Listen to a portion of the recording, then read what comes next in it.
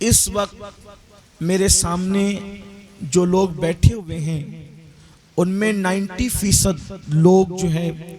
وہ میری قوم کے نوجوان ہیں، اور جوان کسی قوم کا سرمایہ ہوتا ہے،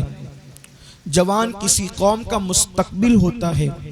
جوان کسی قوم کا بہت بڑا آسرا ہوتا ہے۔ جوان جس قوم کا باشعور ہو جائے،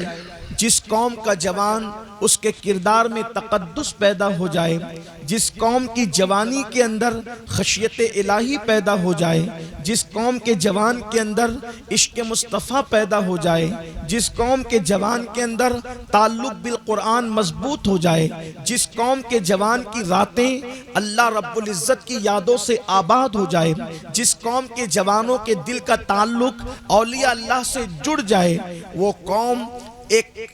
بڑی اور بلند قوم کی حیثیت سے دنیا کے اندر متعارف ہوتی ہے۔ اس قوم کی تاریخ سنہری حروفوں سے لکھی جاتی ہے۔ اس قوم کو کوئی مٹا نہیں سکتا، اس قوم کو کوئی تباہ نہیں کر سکتا، اس قوم کو کوئی برباد نہیں کر سکتا، اس قوم کی بیٹیوں کو کوئی بھگا کر لے کر نہیں جا سکتا۔ اس قوم کا تعلیم و تعلم کا معاملہ اوج ثریا تک پہنچتا ہے۔ اس قوم کا حال یہ ہوتا ہے، وہ قوم جس راستے سے گزرتی ہے لوگ عزت کی پلکیں اس کے قدموں میں بچھاتے ہوئے نظر آتے ہیں۔ ترقی انسان کو مال کی وجہ سے نہیں ملتی، ترقی انسان کو اچھے کھانے کی وجہ سے نہیں ملتی، ترقی انسان کو اچھی سواریوں کی وجہ سے نہیں ملتی، ترقی انسان کو اچھے کردار کی وجہ سے ملتی ہے، اچھے کیریکٹر کی وجہ سے ملتی ہے، اچھے اخلاق کی وجہ سے ملتی ہے، اچھے عقائد کی وجہ سے ملتی ہے۔ اگر کسی مرسیڈیز کاروں کے اندر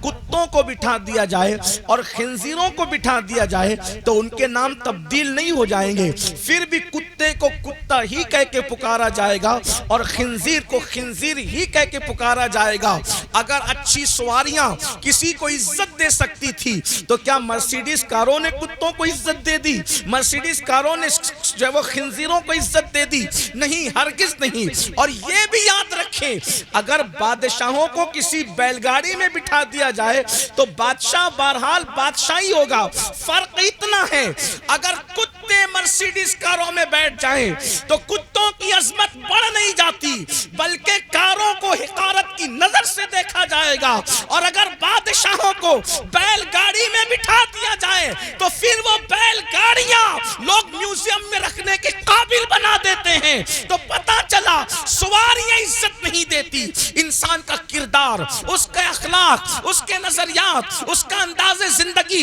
اس کا انداز صبح، اس کا انداز شام، اس کا انداز تکلم، اس کا انداز ترنم اس کو عزت دلاتا ہے۔ تو جس قوم کا جوان فکری ہو جائے، نظریات کا پابند ہو جائے، اللہ و رسول سے رشتے کو مضبوط کر لے، وہ قوم ایک سنہری ایک تاریخ مرتب کرتی ہے۔ اور جس قوم کا جوان راتوں کو عیاشی کرے، جس قوم کا جوان ناچنے لگ جائے، جس قوم کا جوان نشہ کرنے لگ جائے، جس قوم کا جوان شراب پینے لگ جائے، جس قوم کا جوان زنا کرنے لگ جائے، جس قوم کا جوان شادیوں میں ناچے، جس قوم کا جوان تاش کے پتے کھیلے، جس قوم کا جوان جوا کے اڈوں کو آباد کرے، جس قوم کا جوان پوری رات انٹرنیٹ پر